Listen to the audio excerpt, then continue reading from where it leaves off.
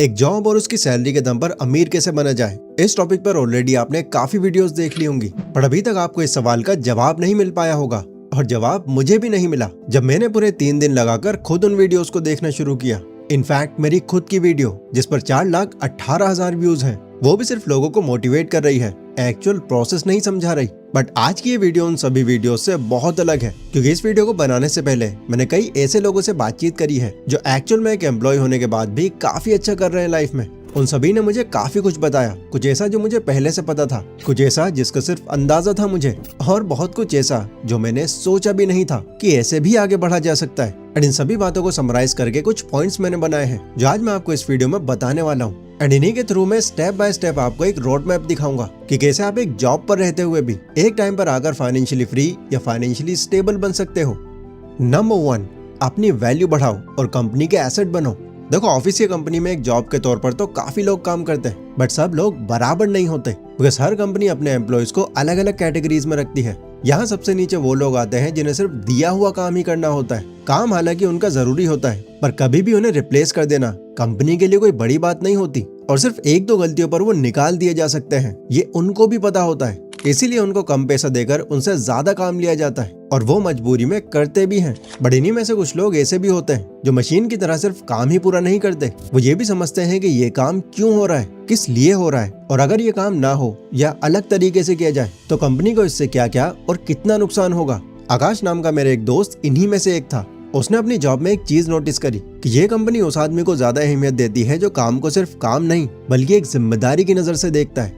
तो उसने फिर इसी को अपनी स्ट्रेंथ बनाने का सोचा। वो एक्चुअली सेल्स डिपार्टमेंट से था, जहाँ ज्यादातर लोग बस टारगेट पूरा करने पर फोकस करते हैं। कॉल्स करो, फॉलो अप्स करो, नंबर्स लाओ और दिन खत्म। एंड अभी तक आकाश भी यही कर रहा था, पर जब उसने नोटिस किया कि कंपनी सिर्फ सेल्स नंबर्स नहीं देख रही, वो ये भी देख रही है कि कौन सा बंदा किस तरीके से कस्टमर्स को कन्विंस कर रहा है, तो उसने सबसे पहले फिर ये समझना शुरू किया कि जो प्रोडक्ट वो बेच रहा है उसमें कस्टमर को प्रॉब्लम कहाँ आती है, डील कहाँ अटकती है, और पेमेंट या फॉलो अप में डिले क्यों होता है। हर कॉल के साथ साथ वो जो भी मिस्टेक करता या जो कुछ भी वो अच्छा करता, उस सबको वो साथ के साथ नोट डाउन करता रहता। फिर घर आकर वो उन्हीं चीजों पर काम करता, कोर्सेज खरीदकर, बुक्स पढ़कर उन्हें सुधारता, उन्हें और बेटर बनाता।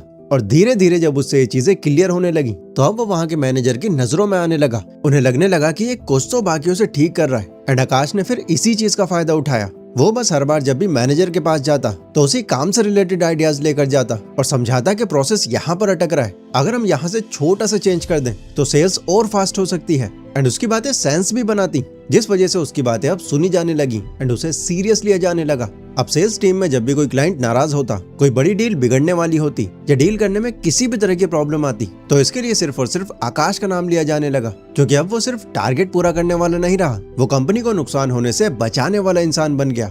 आज भी आकाश उसी कंपनी में है, बट आज वो अपनी पुरानी सैलरी से 3 गुना ज्यादा अर्न कर रहा है और एक बड़ी पोस्ट पर पहुंच चुका है। आकाश को वो कंपनी अब निकालना तो दूर, गलती से ये ख्याल भी अपने माइंड में नहीं लाती, क्योंकि वो उस कंपनी का एक एसेट बन चुका है। उन्हें पता है कि अगर इसने रिजाइन कर दिया तो सिर्फ उसके ना होने की वजह से काफी प्रॉब्लम्स आ सकती हैं। सो ये था पहला स्टेप, सिर्फ एम्प्लॉय नहीं, एक एसेट बनो और अपनी वैल्यू बढ़ाओ। बट कीप इन माइंड ये बस पहला स्टेप है। जैसे जैसे हम आगे बढ़ते रहेंगे आपका दिमाग आपके लिए एक रोड मैप तैयार कर देगा, तो आगे के स्टेप्स को भी बहुत ध्यान से समझना।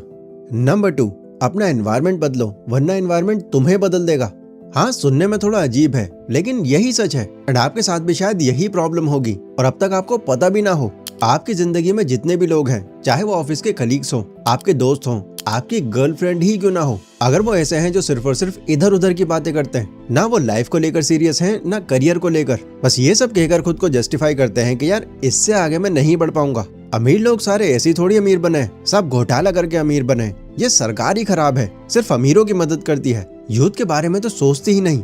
अगर इस तरह का आपका सर्कल है तो अब तक शायद तुम भी ऐसी ही सोच के बन चुके होगे। तुम्हारा माइंड भी ये मान चुका होगा कि जिंदगी ऐसी ही होती है, जबकि ये सिर्फ डिल्यूजन है आपका, और ये डिल्यूजन आपका एनवायरनमेंट बना रहा है, आपके आसपास के लोग बना रहे हैं आपके माइंड में। क्योंकि जो लोग खुद अपनी लाइफ से फ्रस्ट्रेटेड होते हैं वो किसी भी तरह से तुम्हारी ग्रोथ में तो हेल्प कर ही नहीं सकते, नॉट बिकॉज कि उनकी इंटेंशन बुरी है, बट क्योंकि उनकी सोच लिमिटेड होती है। इसलिए जितना जल्दी हो सके पहले अपना नेटवर्क बदलो, अपनी हैबिट्स बदलो और उन लोगों के आसपास रहो जो सिर्फ कंप्लेंट नहीं बल्कि क्लैरिटी की बात करते हैं। मैं ये नहीं कह रहा कि तुम बाकियों से दोस्ती तोड़ दो, उनसे रिश्ते तोड़ दो और हाईली सक्सेसफुल लोगों के साथ रहने लगो, नहीं, आप रहो उनके साथ, कोई प्रॉब्लम नहीं, बट उनके साथ बिताने वाले उस टाइम को कम करो और ये टाइम ऐसे लोगों के टच में रहकर बिताओ जो अभी भी तुमसे 4 कदम आगे हैं। क्योंकि जब तुम देखते हो कि कोई तुम्हारे जैसे बैकग्राउंड से आकर थोड़ा आगे निकल चुका है आज, तो ये सब देखकर तुम्हारा माइंड भी खुलता है और तुम बिलीव करने लग जाते हो खुद पर।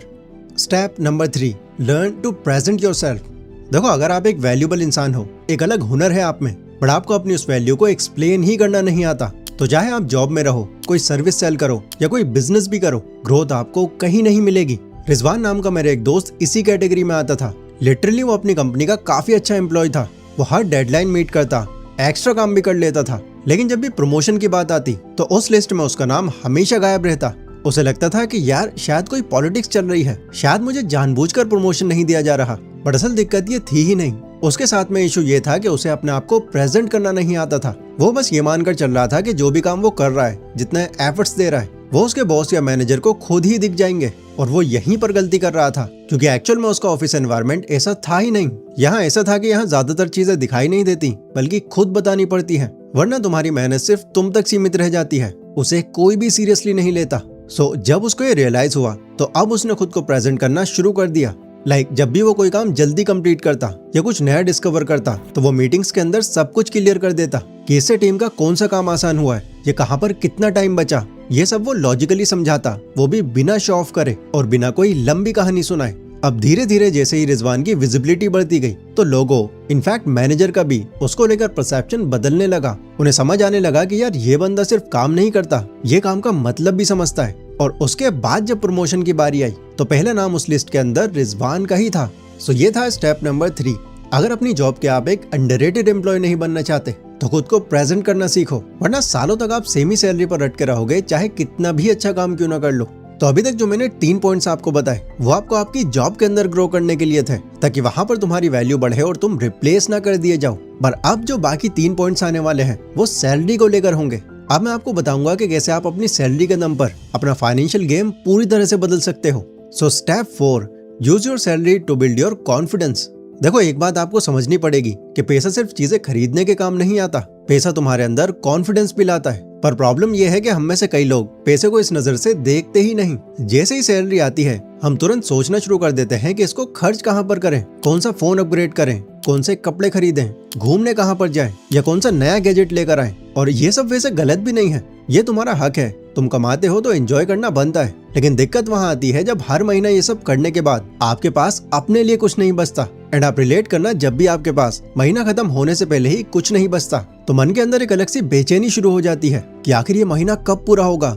यार मैं कोई गलती ना कर दूं, कुछ भी गड़बड़ कर दिया तो मेरी जॉब जा सकती है, और बैकअप के लिए तो एक फुटी कौड़ी नहीं है मेरे पास। मतलब सिर्फ बैकअप ना होने की वजह से हमेशा आप एक डर में जीते हो। और याद रखना, एक डरा हुआ एम्प्लॉय किसी भी कंपनी के लिए एक बहुत ईजी टारगेट होता है। वो जैसा चाहे वैसा काम उससे निकलवा लेते हैं, वो भी बहुत कम सैलरी के साथ। एंड उसे एक भीगी बिल्ली की तरह सब कुछ मानना पड़ता है। अगर तुम्हें आगे बढ़ना है, तो सबसे पहले तुम्हें अपने अंदर फाइनेंशियल कॉन्फिडेंस बिल्ड करना होगा। और ये तभी आएगा जब कुछ कैपिटल होगा तुम्हारे पास। ज्यादा नहीं, हर महीने सैलरी का एक छोटा सा हिस्सा बिना किसी रीजन के, बिना ज्यादा सोचे समझे अपने पास रखना शुरू कर दो। आप चाहे तो इसके लिए एक अलग अकाउंट भी बना सकते हो। इसे ना तो आप इन्वेस्ट करोगे, ना ही खर्च करोगे, ये बस आपके पास रहेगा एंड आपको याद दिलाता रहेगा कि आप मजबूर नहीं हो। थोड़ा ही सही, बट साइड बैकअप है आपके पास में।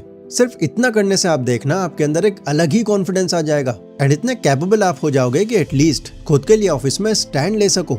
स्टेप नंबर 5, अपनी जॉब से बाहर भी पैसा बनाना सीखो। देखो, जॉब से आप पैसा कमा रहे हो, बहुत अच्छी बात है, बट एक कड़वी सच्चाई ये भी है कि आज के टाइम में सिर्फ एक इनकम के दम पर जीना रिस्की हो चुका है। क्योंकि जॉब के अंदर भले ही तुम्हारी कितनी भी बड़ी पोजीशन हो, बट स्टिल तुम किसी के अंडर काम करते हो, जिससे कंट्रोल हमेशा तुम्हारे हाथ में नहीं होता। आकाश, जिसका जिक्र हमने पहले पॉइंट में देखा था, वो इस चीज को लेकर भी कंसर्न था कि यार चाहे वो आज कंपनी के लिए कितना ही इंपॉर्टेंट क्यों ना हो, वो स्टिल एक नौकरी कर रहा है। यहाँ वो उसकी मनचाही इनकम नहीं कमा सकता। ये सब बहुत ज्यादा ही चल रहा था उसके माइंड में। तो फाइनली उसने एक और बड़ा फैसला लिया। नहीं, उसने अपनी जॉब नहीं छोड़ी, पर जॉब के बाहर भी अपने लिए पैसा बनाने के और तरीके ढूंढने लगा, ताकि वो इनकम के सिर्फ एक सोर्स पर डिपेंड ना रहे। एंड बहुत ही जल्द उसे ये करने का आइडिया भी मिल गया। जब एक दिन वो घर आकर यूट्यूब पर ऐसे ही वीडियोस देख रहा था, तो अचानक उस वीडियो पर उसे एक ऐड दिखता है, जिसमें राहुल मन्ना नाम का एक बिजनेसमैन अपना ई कॉमर्स का एक कोर्स प्रमोट कर रहा होता है और बताता है कि कैसे आप भी ई कॉमर्स सीख कर मेरी तरह लाखों रुपए कमा सकते हो। यहाँ से आकाश को ये क्लिक हुआ कि क्यों ना मैं भी सेल्स और मार्केटिंग पर एक कोर्स बनाऊं। इनका तो मुझे बहुत तगड़ा एक्सपीरियंस है और मेरा रिकॉर्ड भी अच्छा रहा है इनमें। अब उसने सोच तो लिया, लेकिन कोर्स बनाने में आकाश को जरा भी नॉलेज नहीं थी। तो उसने फाइवर से एक असिस्टेंट हायर किया एंड लो बजट में एक कोर्स कैसे बनाया जाए सब उसी से सीखा। देन जब एक बार कोर्स बनाकर तैयार कर लिया उसने, तो उस कोर्स को उसने फिर यूट्यूब पर प्रमोट करने की जगह इंस्टाग्राम पर जाकर कुछ छोटे मीडियम लेवल के इन्फ्लुएंसर्स पकड़े और उनसे वो कोर्स प्रमोट करवाया। बट तरीका आकाश ने थोड़ा यूनिक रखा। उसने उनसे ये पहले ही कह दिया कि जब भी तुम मेरे इस कोर्स को इंटीग्रेट करो तो वो तुम्हारी पर्सनल रिकमेंडेशन लगे, ऐसा ना लगे कि तुम उसका पेड प्रमोशन कर रहे हो। हालांकि ऐसे प्रमोट करवाने से उसके थोड़े ज्यादा पैसे लगे, पर इस मेथड से जब कोर्स प्रमोट हुआ तो लोगों को ये किसी प्रमोशन जैसा लगा ही नहीं, बल्कि एक जेन्युइन सजेशन जैसा लगा। और क्योंकि आकाश का कोर्स कंटेंट स्ट्रॉन्ग था तो सेल्स भी उसकी काफी अच्छी हुई। आज आकाश एक जॉब करते हुए भी अपने 3 तरह के कोर्स सेल कर रहा है एंड उससे काफी अच्छी इनकम कमा रहा है। सो ये था 5वां स्टेप, अपनी सैलरी के साथ साथ अपनी अर्निंग एबिलिटी भी बढ़ाओ, ताकि पैसा सिर्फ तुम्हारी कंपनी के थ्रू ना आए बल्कि तुम्हारे दिमाग और एक्सपीरियंस के थ्रू भी आए। पर एक स्टेप अभी भी बाकी है जो हमारी इस वीडियो का आखिरी स्टेप है, और वही स्टेप ये डिसाइड करेगा कि तुम अपनी सैलरी का मालिक बनोगे या सैलरी तुम्हारी मालिक बनेगी। और ये है स्टेप 6, सैलरी को टाइम खरीदने के लिए यूज करो। अब ये स्टेप पर आकर हमारे लिए एक अचीवमेंट खुल जाती है, पर ज्यादातर लोग इसे मिस कर देते हैं। होता क्या है, जब आप जॉब कर रहे हो और इसी के साथ अपने लिए एक और इनकम सोर्स भी बनाया हुआ है, तो अब आपकी ये जो टोटल इनकम है इसका रोल तुम्हारी जरूरतें पूरी करने से ज्यादा तुम्हारे लिए टाइम बचाने का हो जाता है। इस स्टेज पर स्मार्ट लोग सैलरी का यूज चीजें खरीदने के लिए कम और अपना टाइम बचाने के लिए ज्यादा करते हैं। मतलब जो काम वो खुद कर रहे होते हैं वो पैसा देकर उसी काम को दूसरों से करवाते हैं। ये स्टेप आकाश ने भी फॉलो किया। अभी मैंने आपको बताया था कि उसने 3 कोर्सेस लॉन्च किए हुए हैं, बट उनमें उसका खुद का बनाया हुआ एक ही कोर्स है सेल्स और मार्केटिंग का, जो उसने सबसे पहले बनाया था। बाकी 2 कोर्सेस उसने पैसा लगाकर दूसरों से फ्रीलांस करवाए हैं, क्योंकि जॉब की वजह से उसको टाइम मिल नहीं पा रहा था एंड किसी और फील्ड में उसकी एक्सपर्टीज भी नहीं थी।